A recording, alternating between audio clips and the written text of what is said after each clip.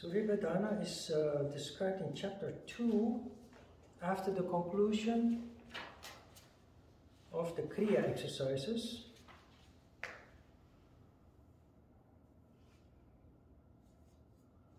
Sutra 48. Chapter 2, Sutra 48. Then Surya Vedana is described. Assuming an asana on a comfortable seat, the yogin should slowly drawing the energy outside through the right nadi, pingala. We all know what this means now, don't we? The right nadi, the nadi called pingala, is related to Shakti energy. So this sutra instructs us to take Shakti in, slowly. That is why we count with Om, gradually, slowly. If you hurry things, it doesn't have much effect. Surya Vedana means piercing the sun, literally. And it starts indeed with increasing Shakti energy.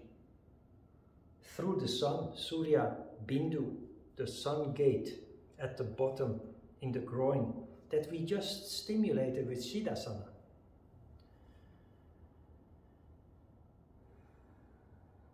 Sutra 49. Then you should practice Kumbhaka, retaining the energy to the utmost till it is felt from the hair on the head to the ends of the nails in the toes, which means spreading throughout the whole body. Then you should slowly release the energy through the left nadi, Ida, which you also know what it means, should know. Being familiar with these concepts, Ida is the energy channel, the nadi, responsible for Shiva energy. So not only do you increase Shakti, you reinforce Shakti by reducing Shiva. Why is this the first pranayama after Nadi Shodhana? Because humankind is suffering from the disease of tamas, which is the result of the process in the universe and therefore within us of energy contracting, condensing. So human beings have a natural tendency to be in tamas, which is the cause for the dysfunction of the crown chakra. We want to awaken consciousness. That is one of the essential points of yoga, is awakening consciousness. And it starts with increasing Shakti. You have done that with your asana practice, which you do in a very measured way. And here you do it in a more powerful way, by using the power of thought. You increase Shakti, counting to 20. Then you have a Kumbhaka, counting to 80. Then you let out Shiva, counting to 40, and you finish with a Kumbhaka counting to 80. What does this look like? It looks like Vashti. The difference is that there is a Kumbhaka and there is a count. But in Vashti, you sucked up water through the anus and you expelled it. Shiva in, Shakti in, Shiva out. Sutra 50.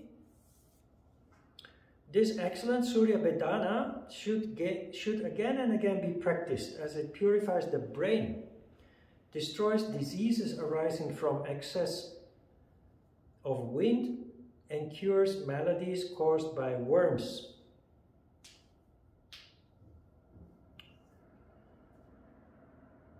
Purifies the brain.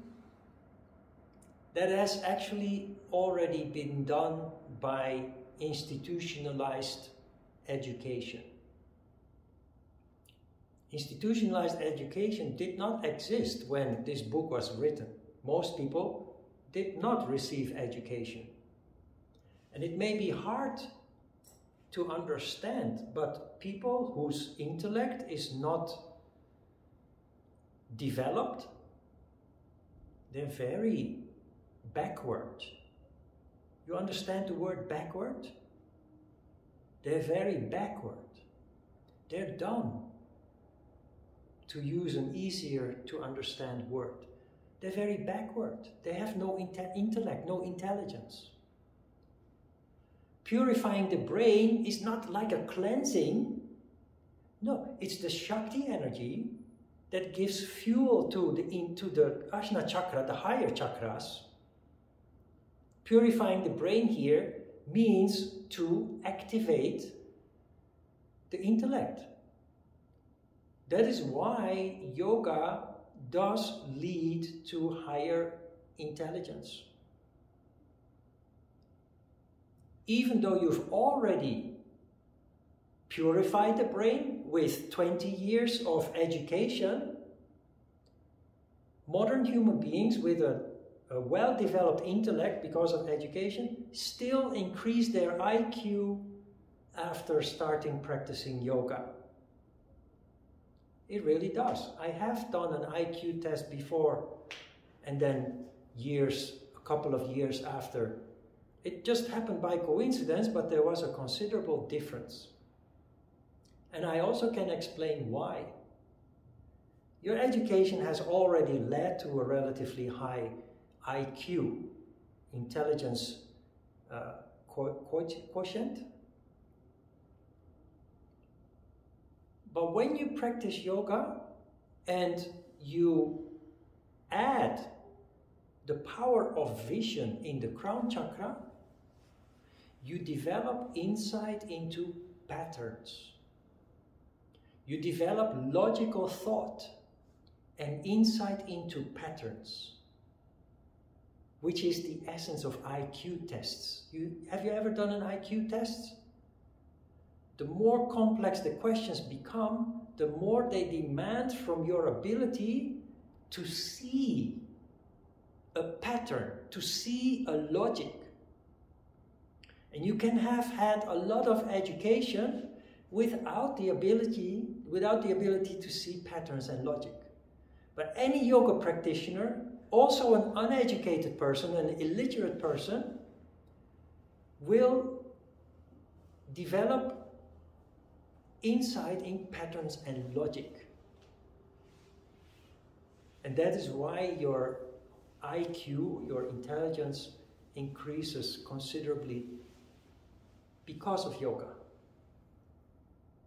It is often mentioned by yoga teachers and in yoga books, many people don't understand how it works, and therefore many people don't really believe it. But it does work, and it is very simple, as I have explained just before, in a practical way, how it works. Shakti is responsible for the activation of intellect. It destroys diseases arises from excess of wind. Now, what is that supposed to mean? Well, wind is tamas. Many diseases occur as a result of tamas. So, letting Shakti in and reducing Shiva energy leads to an increasing Shakti condition. So, possible diseases caused by tamas, many diseases are the result of tamas, they heal if they exist already, if they have manifested already, if you're suffering from diseases, or you prevent yourself from getting sick. They call it wind diseases, that is a term from Ayurveda, but it's diseases that are caused by tamas. And the last one is, it cures maladies caused by worms. Sounds a little bit funny, but these are infections. The worms that are meant here is between brackets a bacteria. These infections. What does your body do when you have an infection? You get a fever. What is a fever? It's heat. Increasing Shakti leads to a very subtle increase of heat in the body. So you will be less susceptible to infections. Of course, it doesn't work like a pharmaceutical medicine that immediately kills an infection, like an antibiotic. It's a natural antibiotic, basically. This pranayama is like a natural antibiotic, but it doesn't work in such a violent way as pharmaceutical medicine, which we need sometimes when we're really sick. If you practice this regularly, you wouldn't even get sick, leave alone need pharmaceutical medicine. It increases the heat in the body. In a subtle way, of course, not by several degrees increase of body temperature, but in a subtle way. Okay, questions?